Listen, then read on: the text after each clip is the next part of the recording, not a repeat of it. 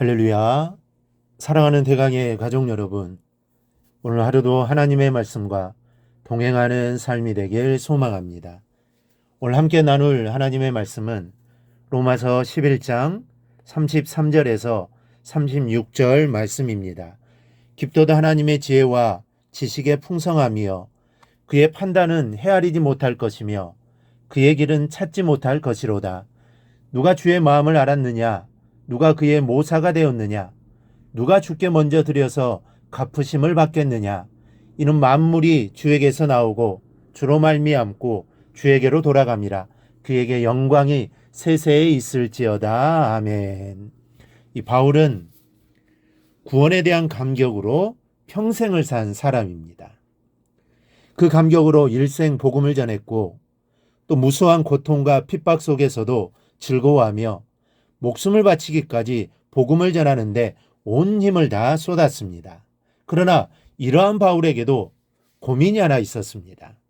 이 동족 이스라엘의 문제 때문입니다. 이 자신이 구원받은 것은 좋은데 이방인들이 하나님의 복음을 듣고 또 구원받은 것은 좋은데 자기 집안을 들여다보니 이게 엉망입니다. 그래서 고민하게 됩니다. 왜 하나님이 이스라엘이 이렇게 내버려 두실까? 이스라엘은 정녕 버림받은 것인가? 하나님이 이스라엘을 포기하신 것인가? 이 문제를 갖고 고민하며 기도했습니다. 그 결과 바울은 놀라운 비밀을 알게 됩니다. 이스라엘의 강팍함으로 메시아를 거부하고 또 핍박하고 죽였지만 하나님은 그것을 통하여 이방인을 구원하시는 방도로 사용하셨다는 것입니다. 그리고 이방인의 구원이 이루어지면 하나님이 이스라엘을 회복시키실 것이고 이렇게 이방인의 구원과 이스라엘의 구원이 이루어질 때 구원은 완성된다는 것을 깨닫게 됩니다. 이 비밀을 깨달은 바울은 하나님의 지혜에 놀라지 않을 수 없었습니다. 그래서 하나님을 찬양한 것이 33절입니다. 깊도다 하나님의 지혜와 지식의 풍성함이여 그의 판단은 헤아리지 못할 것이며 그의 길은 찾지 못할 것이로다.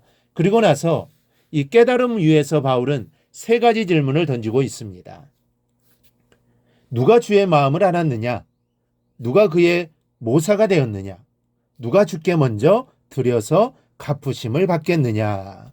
바울은 이 질문은 사실 질문이라기보다는 그럴 수 없다라는 하나의 선언입니다. 사람이 주의 마음을 알 수도 없고 모사가 될 수도 없고 먼저 드려서 갚으심을 받을 수 없다라는 이 선언입니다. 오늘은 바울의 이 선언적 질문을 생각해 보고자 합니다. 이 질문을 통하여 바울은 어떤 사실을 말하고 있습니까? 먼저는 인간은 하나님을 가르칠 수 없다는 것입니다. 주의 마음을 알 수 없고 주의 모사가 될 수 있는 자가 누구냐는 이 두 가지 질문이 이 사실을 말합니다. 하나님의 마음을 인간이 알 수가 없습니다. 바울이 탐복한 대로 하나님의 지혜와 지식은 인간이 쫓아갈 수 없기 때문입니다. 따라서 하나님의 마음을 알지 못하는 인간이 하나님의 모사가 될 수 없습니다. 여기서 모사는 상담자라는 의미로 쓰였는데 하나님의 마음을 모르면서 어떻게 상담자가 될 수 있겠습니까? 가진 것이라고는 죄밖에 없는 인간이 하나님을 초월한다는 것은 불가능한 것이죠. 그런데도 불구하고 어리석은 인간은 하나님의 뜻이 이렇다 저렇다 말을 합니다. 하나님을 판단하고 하나님을 가르치려 듭니다. 자기가 하나님이 되어 이것은 이렇고 저것은 저렇다고 말들을 합니다. 어떤 사람은 주님이 재림하시는 날까지 제 마음대로 정합니다. 여러분, 이단이 달리 이단이 아닙니다. 하나님을 가르칠 수 없는 인간이 하나님 대신 하나님의 자리에 앉아서 자신이 하나님인 양 설쳐대며 하나님을 욕되게 하는 것이 바로 이단입니다. 실제로 이런 이단들 때문에 하나님이 얼마나 수모를 당하셨습니까? 예수님이 이때 오신다, 저때 오신다고 하다가 망신당했는데 그것이 그들만의 망신으로 끝난 게 아닙니다. 이 세상 사람들이 그런 자들을 보면서 기독교를 어떻게 생각하겠습니까? 세상 사람들은 이단이나 정통교회나 다르게 생각하지 않습니다. 그들에겐 똑같은 교회입니다. 그러니 이단들이 잘못하면 교회가 욕을 먹게 되는 것이죠. 이렇듯 이단은 하나님의 자리에 앉아서 인간들이 할 수 없는 일들을 합니다. 그러므로 우리는 알아야 합니다. 인간이 하나님의 자리에 앉을 수 없는, 하나님을 가르칠 수 없는 존재입니다. 우리는 이런 의식을 가지고 살아야 합니다. 둘째로, 하나님은 만물의 주인이십니다.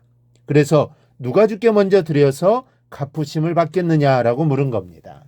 36절 말씀처럼 모든 것이 주께로부터 나온 것입니다. 인간이 가지고 있는 것 중에서 인간의 것이라고는 하나도 없습니다.